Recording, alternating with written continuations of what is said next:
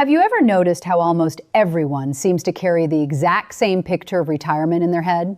You work for decades, you grind through your 30s, survive your 40s, push through your 50s, and somewhere around age 65, maybe 67 now, you finally get permission to start living your life. That's the story we've all been sold, and for years, most people never questioned it. But I want to ask you something honestly. What if the timeline you've been following is outdated? What if waiting until your mid-60s to retire is quietly costing you some of the best years of your entire life?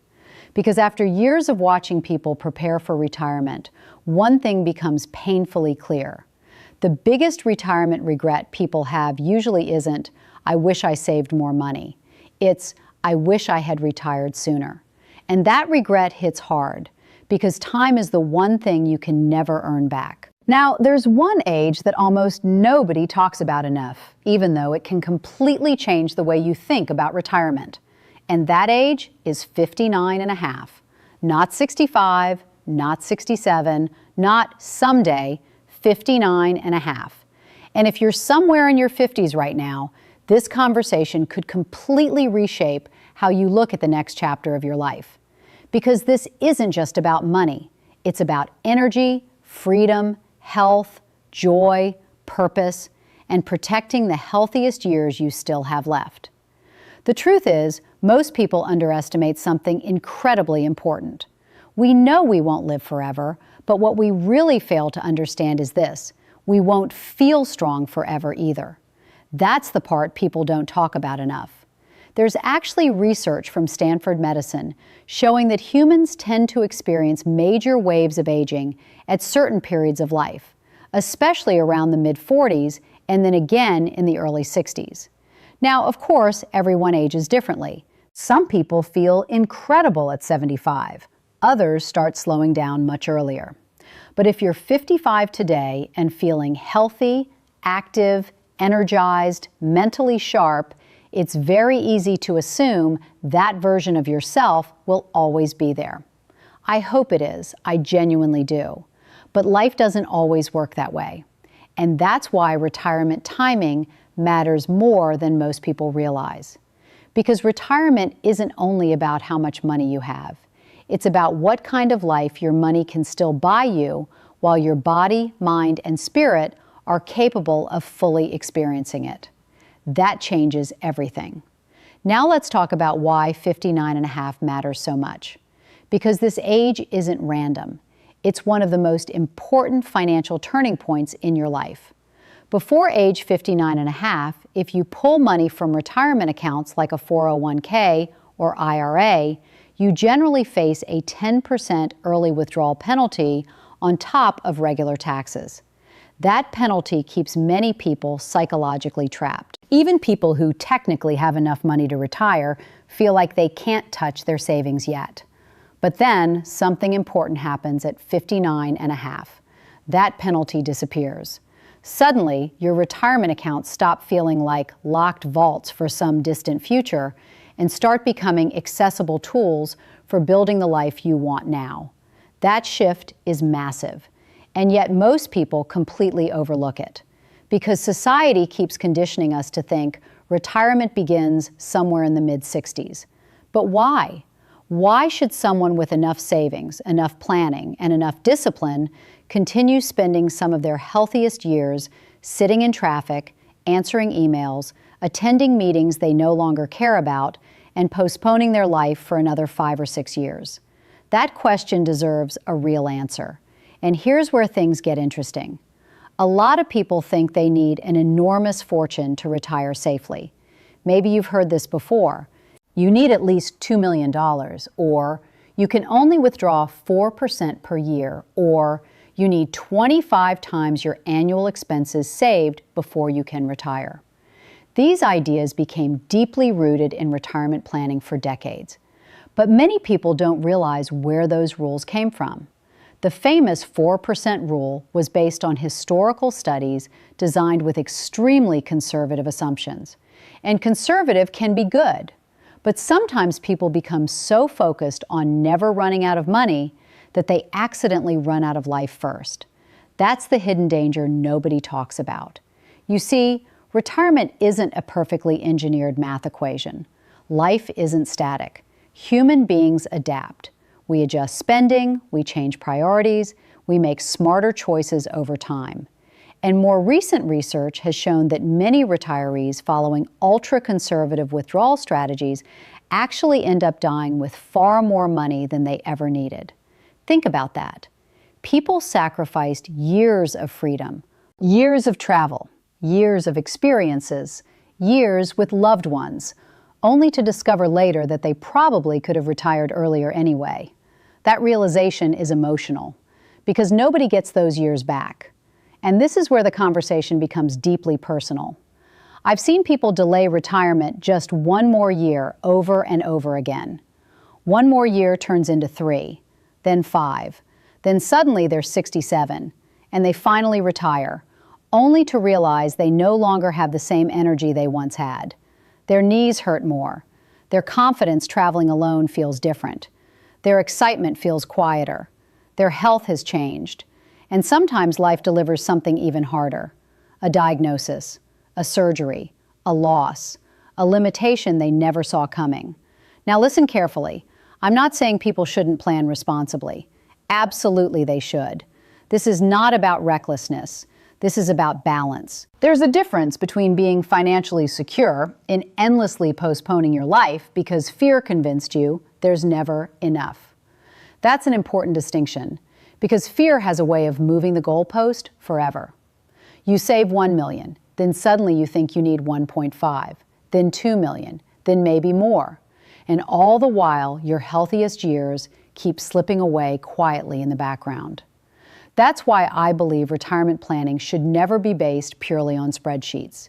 It should also be based on humanity, on real life, on your dreams, on your health, on your relationships, on the version of yourself you still want to become. Because the point of money isn't to win some imaginary contest at the end of life. The point of money is to create freedom while you're still able to enjoy it. And I think deep down, most people already know that. They just need permission to admit it. Now let's talk about something that almost nobody explains well enough. There are really different seasons of life. When we're young, we usually have energy and time, but very little money. In middle age, we finally start building wealth and stability, but time disappears because work, family, responsibilities, and stress consume everything. Then later in life, many people finally regain time and financial security, but health becomes the variable that changes. But there's a sweet spot, a window where health, money, and time can briefly align together. And for many people, that window starts around 59 and a half. That's the golden period people should protect fiercely, because those years are incredibly valuable. Imagine being healthy enough to hike through Italy, healthy enough to dance at your granddaughter's wedding, healthy enough to wake up on a random Tuesday and decide to fly somewhere beautiful simply because you can. That freedom matters. And yet so many people postpone it unnecessarily. Now, whenever this conversation comes up, people naturally have concerns, real concerns. What about health insurance? What about my mortgage? What about helping my kids? Those are valid questions, and they deserve honest answers. Let's start with health insurance, because that's usually the biggest fear for people retiring before Medicare eligibility. The reality is, many people assume pre-65 health insurance will completely destroy their finances. But when they actually sit down and run the numbers carefully, they often discover it's far more manageable than they expected, especially when you account for reduced commuting costs, lower stress, fewer work-related expenses, and the possibility of managing taxable income strategically. Sometimes fear magnifies obstacles far beyond reality. Now let's talk about mortgages. A lot of people in their late 50s have already been paying their mortgage for 15 or 20 years. That means they may have substantial equity already built up. Some eventually downsize, others relocate, some refinance earlier, some eliminate the payment entirely after retirement. Again, the solution isn't always work longer. Sometimes the answer is simply smarter planning. And then there's adult children. This one is emotional because parents naturally want to help. But here's a hard truth. Your children still have decades ahead of them to build wealth. You don't. You cannot sacrifice your retirement security indefinitely trying to rescue everyone else. Because eventually, if you run out of money later in life, your children may end up carrying an even heavier burden anyway. So taking care of your future is not selfish, it's responsible. Now, one of the most powerful things people can do is challenge the assumptions they've been carrying for years. Because many retirement fears were inherited from older generations living under completely different financial realities. The world changes, strategies evolve. Retirement planning evolves too. You don't need to follow outdated rules blindly simply because they've been repeated for decades. This is why flexible withdrawal strategies have become so important. Because retirement spending is rarely flat. Most people naturally spend more during the early active years of retirement when they travel and enjoy experiences. Then, spending often dips later before potentially rising again with healthcare needs. Real life isn't linear, and retirement planning shouldn't pretend it is. Now let me share something emotional that really stays with me. There was a man, let's call him Tom.